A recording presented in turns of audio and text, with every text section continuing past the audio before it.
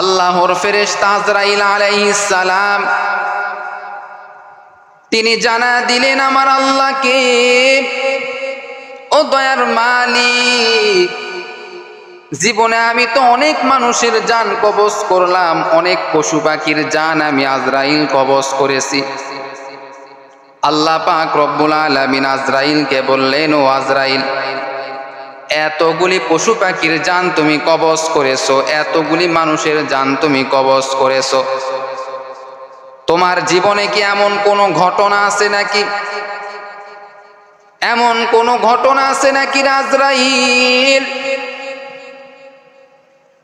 কোন মানুষের জান কবজ করতে তোমার অনেক কষ্ট হয়েছে, অন্তরের মধ্যে অনেক কষ্ট তুমি পেয়েছো? আজরাইল আলাইহিস সালাম আল্লাহ তাআলাকে জানা দিলেন, ও দয়ার মালিক, আমি যে এত মানুষের জান আমি কবজ করি, এত মানুষের জান আমি কবজ করেছি রে মালিক, এত পশু পাখির জান আমি কবজ করেছি, এই সবগুলির মধ্যে আমার দুইটা জান কবজ করা অনেক কষ্ট হয়েছে, মনের মধ্যে কষ্ট পেয়েছি। আল্লাহ তাআলা আজরাইলকে জানা দেন, ওরে আজরাইল, বলো কোন দুই ব্যক্তির জান কবজ করা তোমার অনেক কষ্ট হয়েছে? আজরাইল আলাইহিস সালাম জানা দিলেন, ও দয়ার মালিক, এক নাম্বার হলো ওই ব্যক্তি, সমুদ্রের মধ্যে একটা নৌকা চলতিছে, নৌকার মধ্যে একজন মা তার সন্তানকে কোলের মধ্যে নিয়ে আসে। ও আল্লাহ, ছোট্ট সন্তান, দুধ পান করে এমন সন্তান, এই মা তার সন্তানকে কোলে নিয়ে আসে। ওই সময় আল্লাহ তুমি অর্ডার করেছো, আজরাইল যাও, তাড়াতাড়ি যাও, ওই মায়ের জান তুমি কবজ করো, মায়ের জান তুমি কবজ করো, বাচ্চার জান কবজ করার দরকার নাই। ও দয়ার মালিক, আমি চলে গেলাম এই বাচ্চার মায়ের জান কবজ করার জন্য। যখন আমি চলে গেলাম, যাওয়ার পর একবার আমি সন্তানের দিকে তাকাই, এই ছোট্ট সন্তানের দিকে তাকাই, আর একবার আমি তার মায়ের দিকে তাকাই। এই কোলের সন্তানকে রাখিয়া কেমনে এই মাটার জান কবজ করব রে আল্লাহ? আমার অন্তরের মধ্যে মায়া জন্ম নিল, আমার অন্তরের মধ্যে বড় মায়া আর দয়া জন্ম নিল। আমি এত কষ্ট পেয়েছি রে মালিক, এই ছোট্ট সন্তানের মায়ের জান কবজ করতে এত আমি কষ্ট পেয়েছি। ওরে দুনিয়ার মানুষ, ওই মা বাবার মতো দামি তো আর কেউ নাই রে বাবা। দুনিয়াতে তোমার অনেক টাকা রয়েছে, অনেক সম্পদ রয়েছে, অনেক আত্মীয় স্বজন তোমার রয়েছে, কিন্তু মা নাই, বাবা নাই, বড় কঠিন। ওই মা বাবাকে তুমি হারাইছো, অর্থাৎ মারা গেছে, মা বাবা কবরের মধ্যে চলে গেছে। দুনিয়াতে টাকা থেকেও শান্তি পাবে না, সম্পদ থেকেও তুমি কোনো শান্তি পাবে না। এরে নবীর আশিক উম্মতের দল, আল্লাহ পাক রব্বুল আলামিন বলে, ওই নেককার মা বাবার জন্য যেই বান্দা দোয়া করবে, আমার আল্লাহ ওই বান্দাকেও মাফ করে দিবে।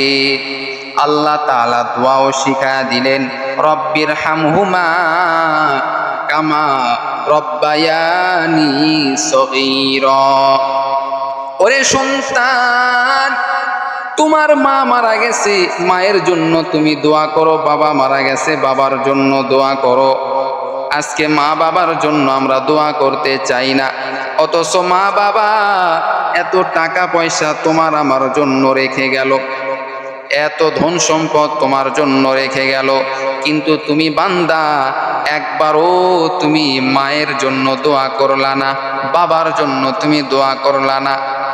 এরে নবীর আশিক উম্মতের দল, এইবার আজরাইল বলে, আল্লাহ তাআলাকে ডাক দিয়া বলেন, ও দয়ার মালিক, তুমি যখন আমাকে বলেছো ওই সন্তানকে রাখিয়া মাকে শুধু মার জানটা তুমি কবজ করো।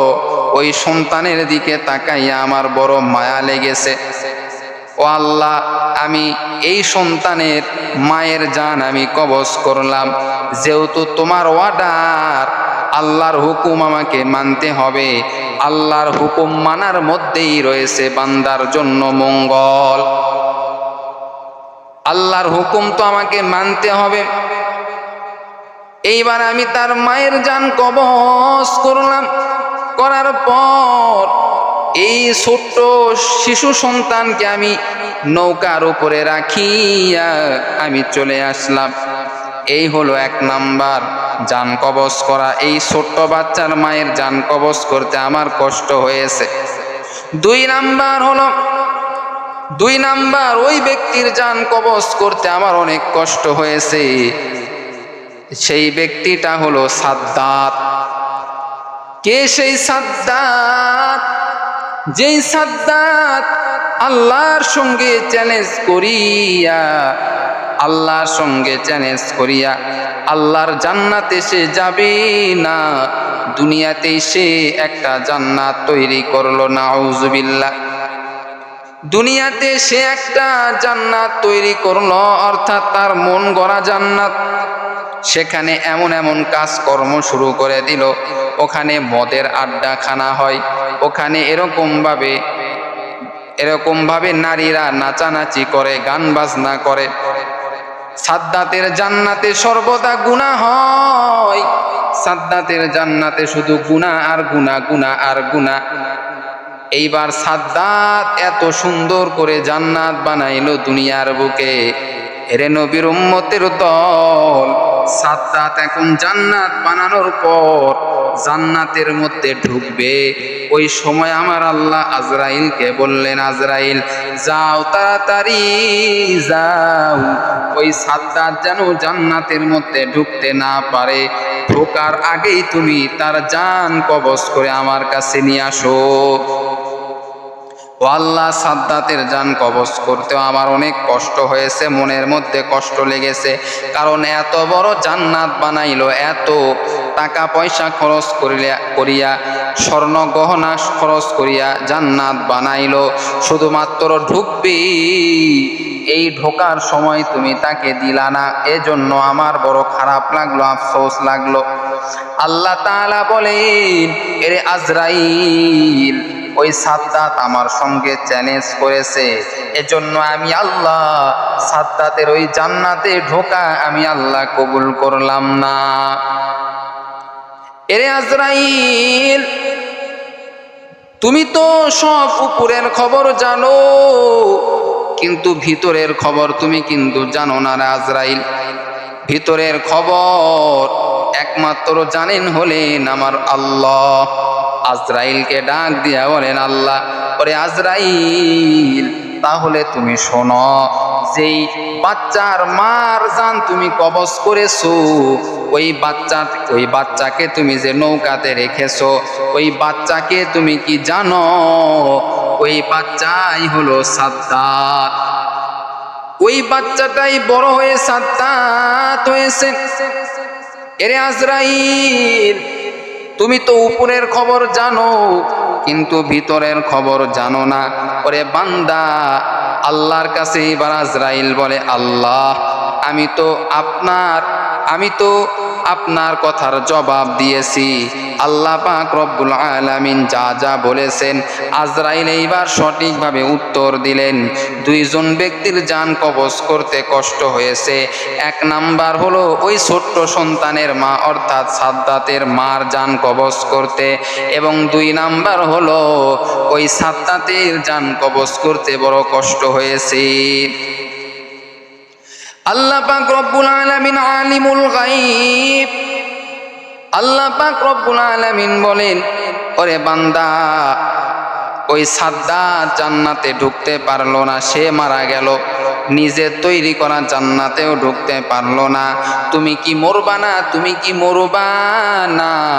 একদিন তো অন্ধকার কবরে যেতে হবে, মাটির ঘরে যেতে হবে। আল্লাহ তাআলা বলেন মিনহা খলাকনাকুম ওয়া ফিহা নুঈদুকুম ওয়া মিনহা নুখরিজুকুম তারাতান উখরা। আল্লাহ তোমাকে মাটি দ্বারা সৃষ্টি করেছে, এই মাটির মধ্যেই তোমাকে যেতে হবে এবং এই মাটি থেকে তোমাকে আবার জমিনের মধ্যে উঠাইবে। এরে আল্লাহর বান্দা, অর্থাৎ হাসরের দিন আল্লাহ তাআলা কবর থেকে উঠাইবে। হাসরের দিনে মানুষ সব দৌড়াইতে থাকবে, দৌড়াইতে থাকবে, দৌড়াইতে থাকবে। কেউ কাউকে চিনবে না, কেউ কারো পরিচয় দিবে না।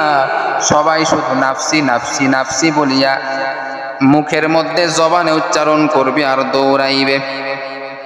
শুধুমাত্র তোমার আমার নবী, তোমার আমার নবী হযরতে মুহাম্মাদুর রাসূলুল্লাহ সাল্লাল্লাহু আলাইহি ওয়াসাল্লাম, তিনি শুধু বলবেন ইয়া হাবলি উম্মতি, ইয়া হাবলি উম্মতি। আমার উম্মতের কি উপায় হবে, আমার উম্মতের কি উপায় হবে? ওই দিন উম্মতের জন্য মায়ার নবী রহমাতুল লিল আলামিন শুধু বলবে আল্লাহ আমার উম্মতের কি উপায় হবে, আমার উম্মতের কি উপায় হবে। সুবহানাল্লাহ। আজকে ওই নবীকে তুমি আমি চিনতে পারলাম না, যেই নবী কিয়ামতের দিনে তোমাকে আমাকে শাফাআত করে জান্নাতে নিয়ে যাবে। সুবহানাল্লাহ। একদিন তোমার আমার মৃত্যু হবেই হবে, এর মধ্যে কোনো সন্দেহ নাই। যতই তুমি পালানোর চেষ্টা করো, মৃত্যু থেকে কোনোদিন তুমি পালাইতে পারবা না। আল্লাহ তাআলা জানায়া দেন কুল্লু নাফসিন যায়িকাতুল মাউত। ওরে বান্দা, মৃত্যুর স্বাদ একদিন কিন্তু গ্রহণ করতে হবে, করতে হবে। এই মৃত্যু থেকে কেউ কিন্তু বাঁচতে পারবা না। মৃত্যু একদিন চলে আসবি, এই মৃত্যু থেকে তুমি আমি কেউ বাঁচতে পারবো না। মায়ার নবী রহমাতুল লিল আলামিনের জান যখন আজরাইল আলাইহিস সালাম কবজ করার জন্য গেল, দুনিয়াতে যত মানুষ রয়েছে সকলের জান কবজ করার জন্য আজরাইল গিয়েছে, কিন্তু কারো থেকে কোনো অনুমতি নাই। কিন্তু আজরাইল আলাইহিস সালাম আমাদের নবী হযরতে মুহাম্মাদুর রাসূলুল্লাহ সাল্লাল্লাহু আলাইহি ওয়াসাল্লামের জান যখন কবজ করার জন্য আজরাইল গেল, আল্লাহ পাক রব্বুল আলামিন আজরাইলকে বললেন, ওরে আজরাইল, তুমি আমার নবীর, আমার হাবিবের জান কবজ করার আগে আমার হাবিব থেকে তুমি অনুমতি নিবা। সুবহানাল্লাহ। আজরাইল আলাইহিস সালাম নবী সাল্লাল্লাহু আলাইহি ওয়াসাল্লামের জান কবজ করার জন্য যখন গেল, অনুমতি নিলেন আজরাইল আলাইহিস সালাম। আল্লাহ রসুলকে বললেন, ইয়া রাসূলুল্লাহ, ইয়া হাবিবাল্লাহ, আল্লাহ আমাকে পাঠিয়ে দিয়েছেন আপনার জান কবজ করার জন্য, আপনি কি রাজি কিনা, আপনি কি আমাকে অনুমতি দিবেন কিনা? এবার আল্লাহর নবী আজরাইল আলাইহিস সালামকে বললেন, এরে আজরাইল, আমি তো মৃত্যুর স্বাদ গ্রহণ করতে চাই, তার আগে আমার কথা রয়েছে। আজরাইল রে, তোমার ভাই আর একজন ফেরেশতা যার নাম হলো জিবরাইল আলাইহিস সালাম, যিনি প্রত্যেকটা নবীর কাছে ওহী নিয়ে আসতেন। এবার আল্লাহর রাসূল আজরাইলকে বললেন, আজরাইল, তোমার ভাইকে আগে ডাকো, তোমার ভাই জিবরাইলকে আগে তুমি ডাকো, জিবরাইলকে আগে তুমি ডাকো। জিবরাইলের সঙ্গে আমি নবীর কথা রয়েছে, এরপরে তুমি আমার জান কবজ করিও, এরপরে তুমি আমার জান কবজ করিও। তোমার ভাই আগে জিবরাইলকে আমার সামনে নিয়ে আসো। সুবহানাল্লাহ। আজরাইল আলাইহিস সালাম চলে গেলেন জিবরাইলকে ডাকার জন্য। জিবরাইলকে এবার ডাক দিলেন, দেওয়ার পরে আল্লাহ রসুলের কাছে জিবরাইলকে নিয়ে আসলেন। নিয়ে আসার পরে আল্লাহ রসুল বলতেছেন, জিবরাইল, আমি তো আজকে মৃত্যুবরণ করব, আজরাইল আমার সামনে দাঁড়িয়ে আছে, তবে জিবরাইল, তোমার সঙ্গে আমার কথা হলো, তুমি আল্লাহর কাছে গিয়া বলবা আমি নবী আল্লাহর সঙ্গে কথা বলতে চাই। সুবহানাল্লাহ। জিবরাইল এবং মায়ার নবী রহমাতুল লিল আলামিন যে মৃত্যুবরণ করবে, এই মৃত্যুর কথা শুনে জিবরাইল আলাইহিস সালাম বড় কান্না শুরু করে দিলেন। এত বেশি কান্না শুরু করে দিলেন, জিবরাইল আলাইহিস সালাম এত বেশি কান্না শুরু করে দিলেন। নবী বললেন, ও জিবরাইল, তুমি আমার মৃত্যুর কথা শুনে কেন এত কান্না করতেছো, কারণ কি? জিবরাইল বলে, ইয়া রাসূলুল্লাহ, ইয়া হাবিবাল্লাহ, আমি জিবরাইল কান্না করি কারণ হলো, ইয়া রাসূলুল্লাহ, ইয়া হাবিবাল্লাহ, আমি যতগুলি নবী আছে সবার কাছে আমি অল্প অল্প করে আমি গিয়েছি, আমি সকলের কাছে ওহী নিয়ে অল্প অল্প সময় গিয়েছি, সব থেকে বেশি আপনার কাছে আমি ওহী নিয়ে আসছি রে নবী, 24,000 বার আমি আপনার কাছে ওহী নিয়ে আসছি। ইয়া রাসূলুল্লাহ, ইয়া হাবিবাল্লাহ, আপনার সঙ্গে আমার অন্য রকম একটা সম্পর্ক, অন্য নবীদের থেকে আপনি নবীর সঙ্গে আমার সম্পর্ক গভীর। ইয়া রাসূলুল্লাহ, ইয়া হাবিবাল্লাহ, আজকে আপনি আল্লাহর ডাকে সাড়া দিতেছেন, আপনি আল্লাহর কাছে চলে যাবেন, এজন্য আমার মনটা বড় খারাপ, কারণ আমি এখন ওহী কার কাছে নিয়ে আসবো, কার কাছে নিয়ে আসবো? ইয়া রাসূলুল্লাহ, ইয়া হাবিবাল্লাহ, আমি তো আপনাকে আর দেখতে পাবো না, দুনিয়াতে আর আপনাকে আমি দেখতে পাবো না, এজন্য আমি জিবরাইলের মনের মধ্যে বড় কষ্ট। এই কথা বলার পর আল্লাহ রসুল বললেন, জিবরাইল, আল্লাহর কাছে বলো আমি নবী ইন্তেকাল করব, তবে শর্ত আছে, আল্লাহ তাআলা আমার উম্মতদেরকে ক্ষমা করবে কিনা। যদি আমি না থাকা অবস্থায় আমার উম্মতের ছোট ছোট যেগুলি গুনাহ আছে, এগুলি গুনাহ যদি মাফ করিয়া দেয়, তাহলে আমি নবী এখনই আমি মৃত্যুবরণ করব। মালাকুল মাউত আমার সামনে হাজির হয়ে আছে, আমার জান কবজ করার আমি অনুমতি দিব। জিবরাইল এইবার আল্লাহর কাছে গেলেন, গিয়া বললেন, ও দয়ার মালিক আল্লাহ, তোমার বন্ধু রহমাতুল লিল আলামিন তোমার কাছে আসতে চাই, তবে শর্ত, তার উম্মতকে নিয়ে সে টেনশন করতেছে, তার উম্মতের ছোট ছোট গুনাহগুলি যদি তুমি মাফ করে দাও, তাহলে আল্লাহ রসুল পয়গম্বর এইবার আপনার কাছে আসতে চাই। আল্লাহ তাআলা বললেন, ও হাবিব, আমি আপনার কথা আমি আল্লাহ মেনে নিলাম। এরে নবীর আশিক উম্মতের দল, এজন্য আল্লাহ পাক রব্বুল আলামিন বলে, উম্মতি মুহাম্মাদিরা যদি ছোট ছোট গুনাহ করে, গুনাহ করার পরে যদি অল্প কিছু নেক আমল করে, এই গুনাহগুলিও নেকি দ্বারা ভরপুর করে দেয়, গুনাহগুলিও নেকি দ্বারা আল্লাহ পাক রব্বুল আলামিন ভরপুর করে দেয়। সুবহানাল্লাহ।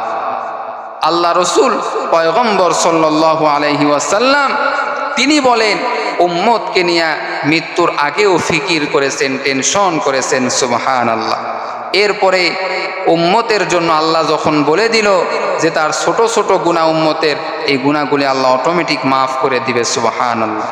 এরপরে আল্লাহ রসুল আজরাইলকে বললেন, আজরাইল, এখন আমার সময় হয়ে গেছে, তুমি আমার জানটা কবজ করো। সুবহানাল্লাহ। আজরাইল যখন নবীজির বুকের উপরে হাত দিল, হাত দেওয়ার পর এত কষ্ট নবীজি পেয়ে গেলেন। আল্লাহ রসুল বলেন, মৃত্যুর যন্ত্রণা যে কত কষ্ট, যা বলে কখনো শেষ করা যাবে না। নবীজির যদি এই অবস্থা হয়, আমি আপনি কত অন্যায় করি, কত গুনাহ করি, কত নাফরমানি করি, আমি আপনি তাহলে যখন মারা যাব, আমার আপনার কি অবস্থা হবে? আমার আপনার কি অবস্থা হবে? একটু চিন্তা করে কাজ করতে হবে। প্রিয় ভাইয়েরা, প্রিয় বোনেরা, যদি আমি আপনি চিন্তা না করে দুনিয়াতে চলি, তাহলে কোনোদিন আমি আপনি দুনিয়া থেকে সফল কাম হয়ে কবরে যেতে পারবো না। এজন্য নেক আমল করে কবরে যাওয়ার তৌফিক আল্লাহ আমাদের সকলকে দান করুক। সকলেই বলি আমিন।